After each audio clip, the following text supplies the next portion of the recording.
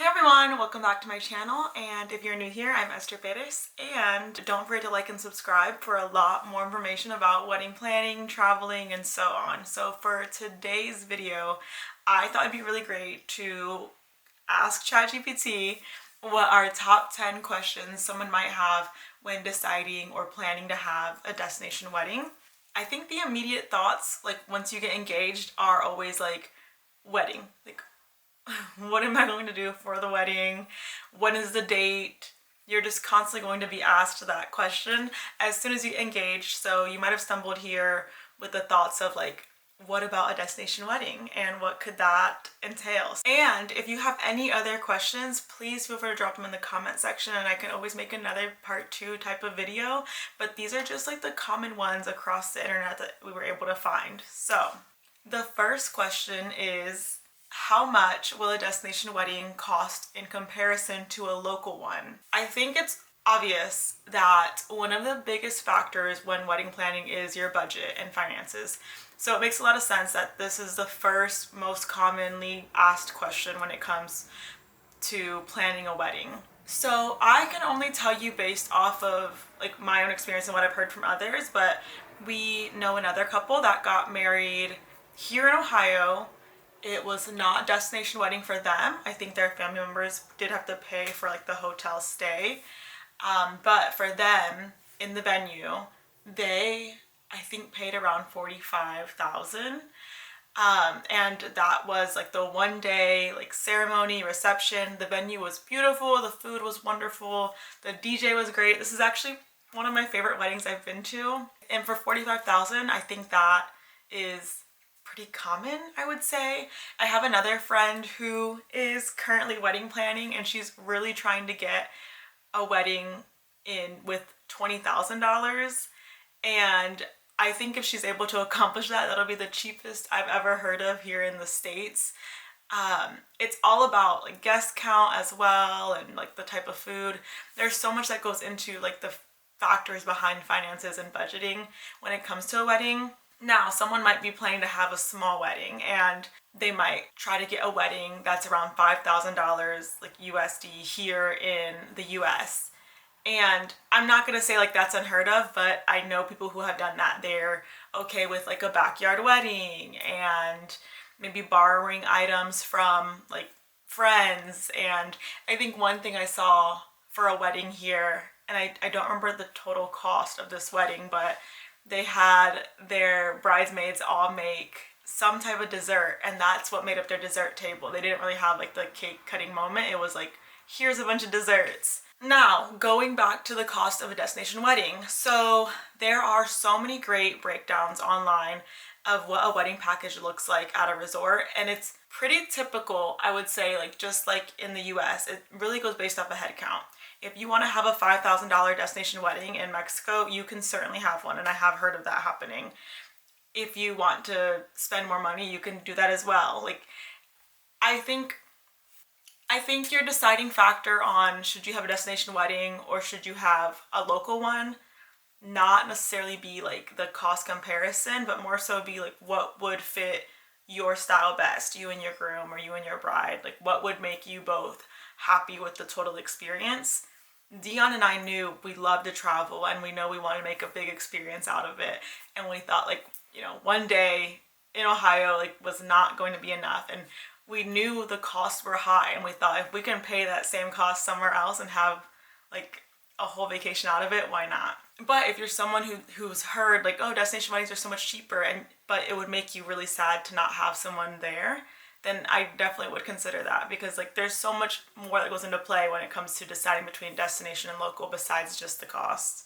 I don't think I answered this question that well. The question was, how much will a destination wedding cost compared to a local one? I mean, it's just so hard. I have heard nothing but great things about the costs in destinations like Dominican Republic, and I know for myself Cancun, Mexico, and all I have heard is that getting married in the US is very expensive. So with that information, do what you will. Okay, the second question is, what are legal requirements to get married in another country? So this definitely goes based off of the certain country you're in. I know for Mexico, if we were to get married actually there, we would have had to like send in like blood samples and things like that. We decided to just do a symbolic wedding. So if you're someone that is hoping to do a destination wedding in another country, I highly suggest doing just a symbolic ceremony there versus like truly getting married there in that country. You can get married at your local courthouse in the States and then travel all together for that symbolic ceremony and say your I do's. We did that, and I don't think it takes away from like the feeling of getting married and having a different like official marriage date versus like when the wedding ceremony was. I think it can be easy to get discouraged. I knew someone that really wanted to get married in Italy, and when she began looking up requirements, her groom kind of used that as a way to be like, this is too much, like let's just do it here in the States. And I know she was bummed about that. So I want to say, like, don't get discouraged. If you really want to get married somewhere else, you can, but it has to be more so a symbolic wedding because there are a lot of legal requirements. The third question is, how do we choose the best destination for our wedding? Ooh, okay, so Cancun for us was a no-brainer because we both had been there. We both, really liked it. We know it was pretty affordable as well when it comes to traveling there. We also knew, like, with flight times, we had a lot of people that are like in the middle of the US and over to the east side. So traveling to Cancun is not as miserable as it would be maybe like if we had a wedding in, Los Cabos or something on that, like, something on like the west side. So for us, we considered like travel time, cost. It was tough because there are certain areas where like you have to make sure like everyone has a passport because sometimes it's required there. I knew someone that got married in Puerto Rico and their guests did not have to deal with any passport requirements, which is really nice. At the end of the day, choosing the best wedding destination really is about you and your partner. Of what do you all consider as important factors? Flight time, weather, travel seasons, requirements, things like that. We did a lot of research when it came to picking out the month that we'd get married in, and I got married in Cancun in April, and it was absolutely wonderful. So if you're looking at this and you're wondering like what destination, like I cannot say enough good things about it. Number 4, how many guests should we invite and who is likely to attend? So attendance does drop for destination weddings. I think that's like obvious because there's so much that goes into destination weddings. You're probably buying flights, maybe driving, having to book stay and pay for that. And then you have to think like, do people have little ones? Like, are they going to be able to go with them? Do they take a nanny? Are they able to find a babysitter? Like just so many different factors. And I think the biggest thing is like to just know your guests. Like, are they in their careers? Can they afford something like this? Are they going through a divorce? Can they not afford to travel for your wedding? Like there's so many things. And I think if you are someone that absolutely needs to have your cousin, your grandma, your third cousin at your wedding, a destination wedding might not be for you because the attendance definitely drops. Whereas if you have it like local, typically if you live by your family, like they all can go. Everyone and their +1 and their cousin can attend your wedding if that's the wedding you want to have.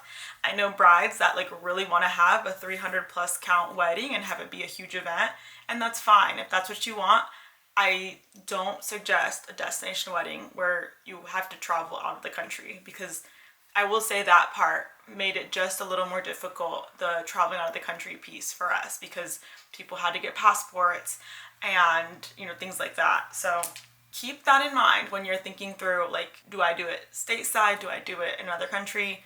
The attendance is definitely going to vary. Your guest count is going to change here and there. Someone might sign up 1 month and then months leading up to the wedding they might realize like they can't fully make their payments, so they need to drop out. So it is sad, but like I said, that's a big thing to consider. Dion and I were both like, we really truly want this wedding for ourselves. Like we are happy we're getting married, and so that's why we're going to do it as like a vacation style. And anyone that can come, great, come join us. If you can't come, it's fine.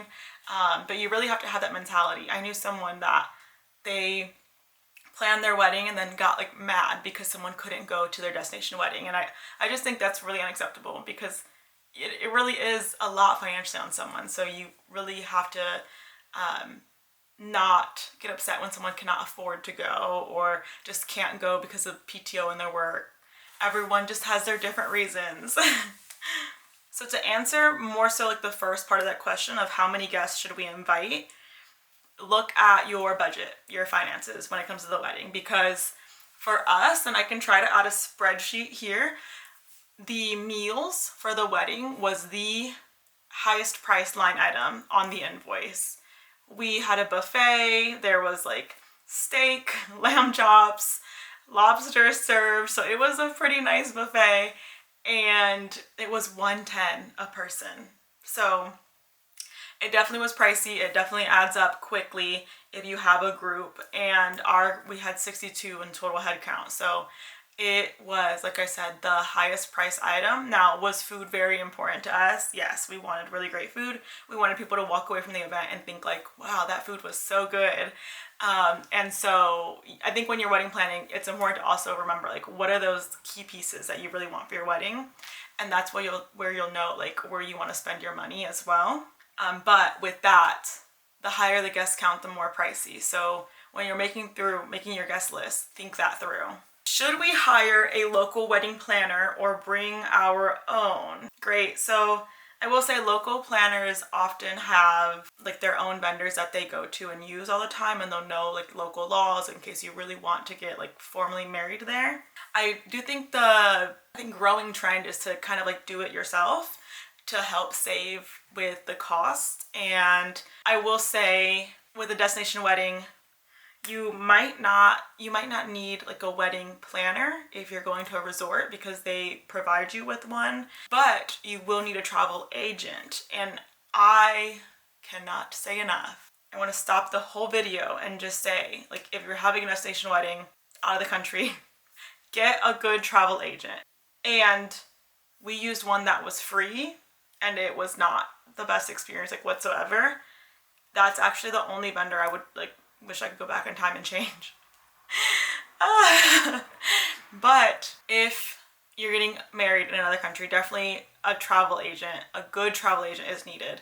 Now the prices vary for travel agents. You can look on the Knot. I think the Wedding Wire also has them. When we met with a couple that did cost, they were about $2,000 to be a travel agent. And for us, like, we were like, that's kind of ridiculous because we know they're making commission on the back end somewhere else. But for me, I thought like, I don't want to do it myself. I know I want to hire someone else or have someone else do it. And we found a travel agent that I had used before on a smaller trip who was able to do it. And they said like at no cost because they make their commission. So that's like how they're able to keep the business up and running. We said, great, we used them, but like I said, it wasn't a good experience. Looking back, I wish I would have went with the person that was charging $2,000 to do the travel because it was such a bad experience on our guests. It really was. Nothing but headaches, and like I need to make a whole video about it. But I would say you only need to hire a local wedding coordinator or wedding planner if your resort doesn't offer one. If they offer one, go with theirs. I think theirs are really great. They know exactly what they're doing. They do them all the time. But for destination wedding, definitely a good travel agent. When is the best time of year to have a wedding at our chosen destination? Do your research because you'll have hurricanes, rainy season, tourist season. We did book ours around spring break, and I didn't even like fully think of that. Like I think I kind of meant to because my mom is a teacher and it still didn't fall on her spring break. So there's certain things that you really cannot like factor in fully, but definitely do your research. We did our research about rain seasons and hurricane season, and that's how we came up with April for the Cancun wedding. And I was told by everyone that it was the best time because it was cloudy up until that date and date of our travel. And then the sun started coming out, and that it's great weather. So I think anything after April 12th, like you're good. Now keep in mind, different destinations will have different like weather advisories. That was for Cancun, Mexico. April was a great time to go. But let's say you're getting married in Italy or Spain, that's going to vary. Let's say you want to stay in the States and you're from Ohio, but you want to go to California, that might vary. So definitely do your research. Use Google, use ChatGPT. Like there's so many things you can use. Just do a lot of your research. Setting the date is stressful. However, as long as you've done your research, then you've done your part, and there's like nothing else you can do about it should something happen that day. What travel and accommodation arrangements do we need to make for guests?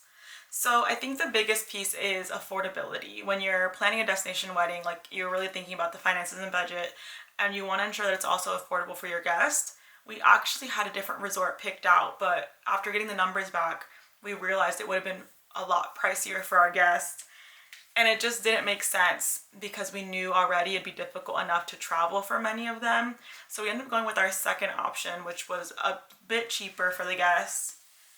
We knew it was about a 40-minute drive from the airport, which a lot of the resorts typically are. So we were fine with that, but definitely ensure like your travel agent that you have works on like the travel between like the airport to the resort.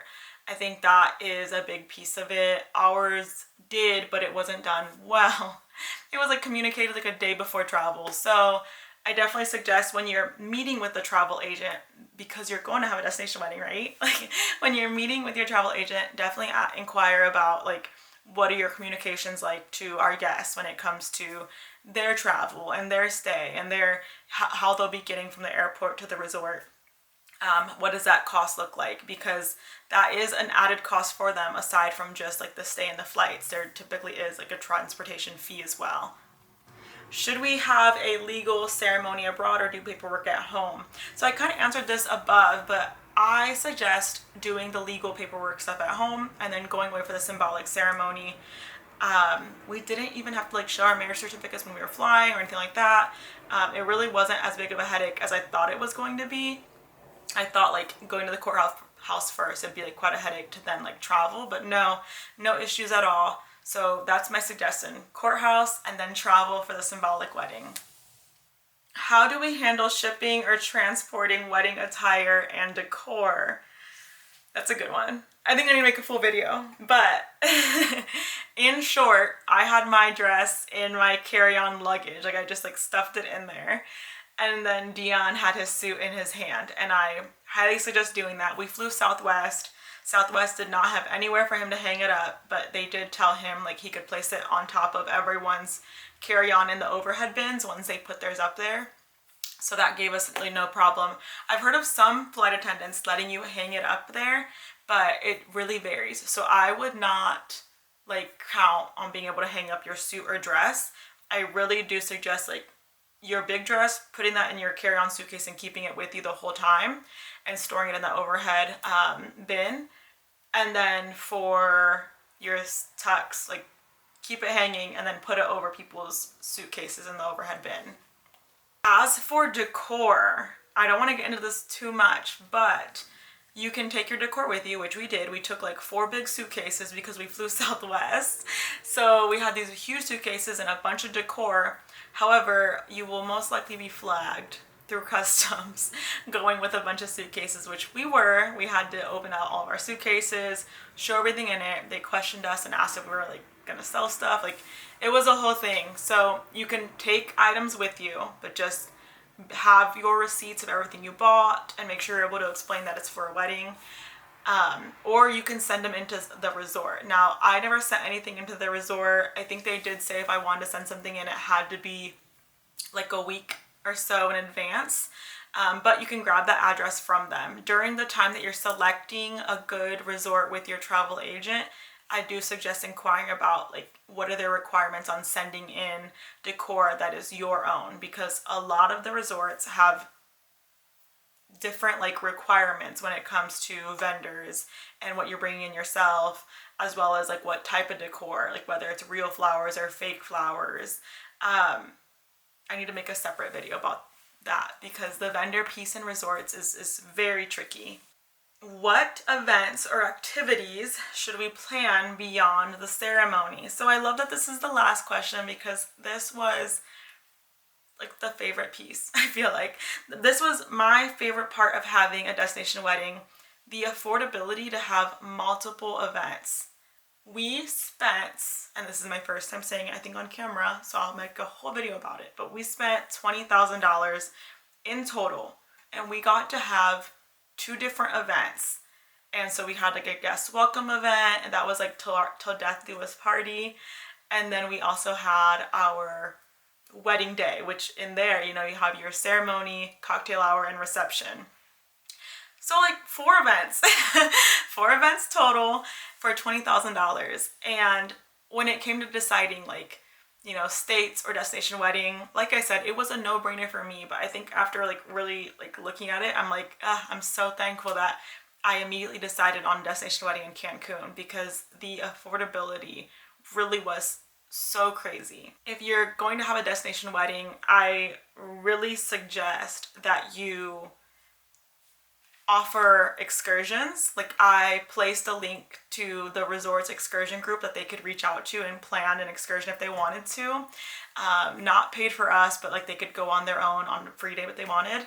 But I also suggest like setting up a guest welcome event because that's like the day everyone gets there, everyone's excited to hang out, people will mix and mingle, and like I just have just so many cool parts about the wedding. But like another cool part is the fact that like all of your loved ones are all like in one place, and so it's really cool to see them like before the actual wedding get together and have a good time. We ended up having like a magic show at our guest welcome event, and it was so much fun. I just cannot get over the amount of things we were able to do because we decided to do a destination wedding, whereas I don't fully think I'd be able to do all of them at the same cost here in the States. So that is the top 10 questions bride or grooms typically ask when planning or deciding to have a destination wedding. I gave you all my input from my experience. If you come up with any other questions, please feel free to ask them in the comment section. And I'll continue to make a couple more videos because like I said, there's so many things I could just tell a whole story about. And I just really hope to make the process so much easier for you all as you're planning out your destination wedding. Thanks again for watching, and do not forget to like and subscribe. Thanks. I'll see ya.